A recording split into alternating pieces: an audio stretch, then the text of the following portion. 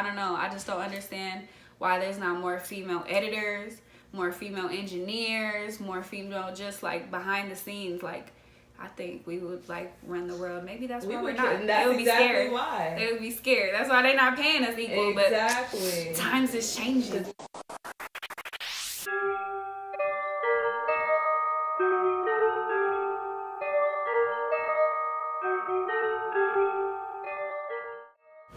I'm 24 years old. I'm from San Jose, California. My name is Outrageous Karina. I started writing songs when I was 9 years old. I was kind of like an introvert kid. I couldn't sing, so I just would like write little rhymes. Like my first song was, I got dimes and coders in an eBay account. I got credit cards that never ever run out. I got money.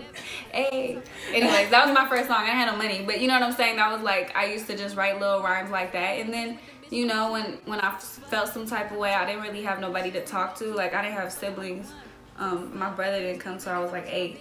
So like during those little years, I just didn't feel like I could talk to anybody really. So I just started writing little songs here and there. I would write my feelings down, and then it kind of just morphed until like when I turned like 15, 16, I started doing like full songs. And then 16, 17 started getting in the studio. Then like from there just kept making songs and stayed at it.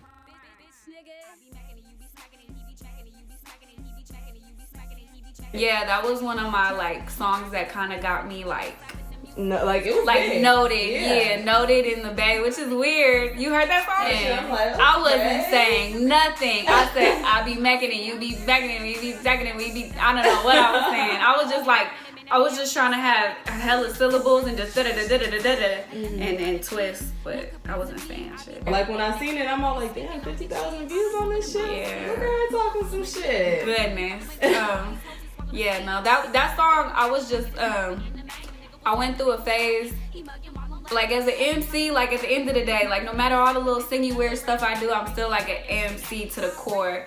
So like, I was going through, I went through different phases of different flows, you know what I'm saying? Right. So that was my fast flow phase, where I was just, I had a lot of, my big homies was from Texas. Oh, so dope. yeah, so they put me on to a lot of Zero and Traded Truth, and you know what I'm saying? Just fast flow, like like before the Migos, like triplets before then, you know what I'm saying? So I was playing with a lot of fast flows, and I Go was just, I heard the Go Girl beat. It was like an E40 Baby Bash song, I think, and I just wrote to it, and then I ended up shooting a whole video to it, and then it became like one of my bigger songs when I first started to kind of put me on. It's a fun song though. I think it's in you or it's not, and I think, you know, I could do all the poppy shit in the world, but where it started and how my original writing style and what I was focused on and the picture since day one was always being super lyrical and dope and saying dope shit and coming up with, you know, fire lines that like just make you think, or it's challenging to write. I like the challenge. I like the challenge of writing, because I think a lot of times, especially in today's music, at least for me, it's very simple to make as well as to listen to. It's easy listening. It still slaps, but it's very easy, you know, and that's fine and dandy, but I still like to challenge myself and write some verses that make sense. I went to school. I went to Diablo Valley College in Pleasant Hill. Okay. And I was just doing general ed classes because I wasn't a school person, but at the time I was living with my auntie. Shout out my auntie. And she was like, you could live here, but you need to go to school. And I was like, school? Like, in my head, I was just gonna graduate, get a job, do all that. But I ended up going to school. I started with general ed, and then I found out that they have a really cool, like an audio, music industry, recording, whatever program. So you go over Pro Tools, you go over production, you go over analog recording and production, music for film, applied projects. They get to put on concerts and learn how to make press kits and all that stuff, and then entertainment law. So I took all those classes. I got an AA degree, and then I got like the studio that I used to record at. from like 16. Stay Tuned. It used to be called Stay Tuned Studios. Jeff, the guy who owns it, he was like, "You want to like engineer?" And I'm like, "Yeah." So I started getting sessions, and then I started getting better and doper, and then I started working with bigger people. When I first started, I was working with like hood stars and stuff, and now like I'm working with Fab on a weekly basis, which is cool. So that's got the name out there. Now I'm booked and busy. Yes, man. Cash Click Bug from Richmond, he got a song called Gang in Here. I actually recorded and mixed that. It's Gang in Here. Oh, you better say go try that here. You mix that? Yeah, girl. Yeah, I did that. Good time. Yeah, that's a good one. That's a fucking slap. Oh yeah, Gang in Here go crazy. He got first year out too. I just did that one. I like that song. I got this kid, his name's Miles Mobile. He's super dope. This singer, her name's Brienne. Yeah, no, she's dope. I'm actually riding with her. I need to finish. We got a little project we're working on. I just recorded this girl group named Dignity yesterday. They were so talented. I haven't worked with talented kids like that ever. I think there was 4 girls, and they all play instruments, and like 2 of them sing, and then the other 2 rap. And they're all like from 11 to like 14, and they were super dope. So stuff like that I like. I work with a lot of dope people. Right. I don't know. I like them all. So shout out to everybody. Do they notice the difference with a female engineer as opposed to a man?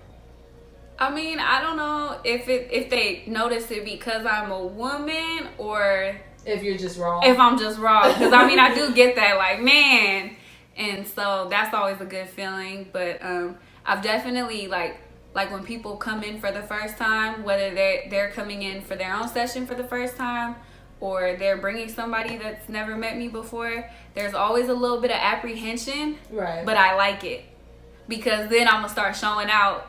And then that's when it gets funny. Because they're just like, "Oh, I didn't know you messed with it like that. I ain't never met no female engineer." I hear that at least 3 or 4 times a week. Right. But it's cool. I think there should be more female engineers. Don't forget about yourself. Yeah. That song, I was just, I kind of went through a hiatus of releasing music. I was kind of just down in the dumps.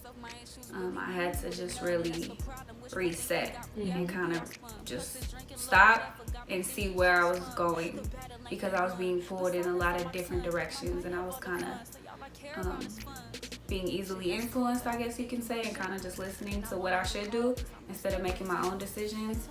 And that started to drive me crazy. So I stopped for a little bit. And you know, life was kind of taking its toll on me. Just my money was funny. It was just like a lot of weird little stuff that I didn't feel good, you know? And I think it's definitely music. I thank God for it because it's so therapeutic. Right. And so I didn't make that song to put out necessarily. I really made that song because I needed to. A lot of times when we're going through something, I know I do. I don't know, you a Virgo, so you know what I'm saying? But a lot of times we go, okay, yeah, this is bad, but so-and-so just lost their mama, or so-and-so just kids, you know, like we downplay it because it's like, this is nothing. And that's not healthy. That's not healthy at all, because all you do is kind of internalize your issues and what you're going through or what you need to work on based off comparisons to other people's life when then it got nothing to do with you. So really hope was just like, don't forget about yourself. Shit is always harder for somebody else. You know what I'm saying? Mm-hmm. So just to kind of just focus on you and take that time to repair your mental when you need to. So that's kind of what that song was about. It's talking about all the like weird shit that goes on, but it also has like this like overtone of optimism through the whole thing. I have a ridiculous amount of music right now that's just like sitting and marinating, and I don't necessarily know what to do with it, but man, I got at least 3 songs right now that I know if I dropped right now, like, it would definitely change. Wake people game up? Yeah, I think it would wake people game up. I think it would just change. Everybody kind of just think I'm the engineer sometimes. So right, and forget that you actually rap. This is where I started. Yeah, so I definitely have 3 songs right now that's like, ooh, I can't wait.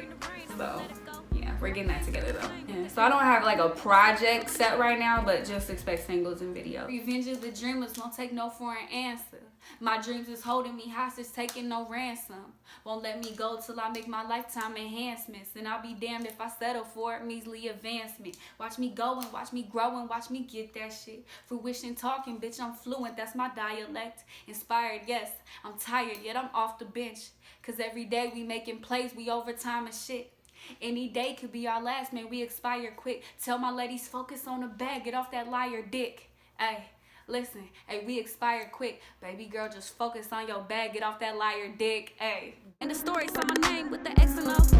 And I'ma put some line for these envelopes. Put something to the side with these envelopes. Man, I live my whole life from these envelopes. Can't fold what's inside of these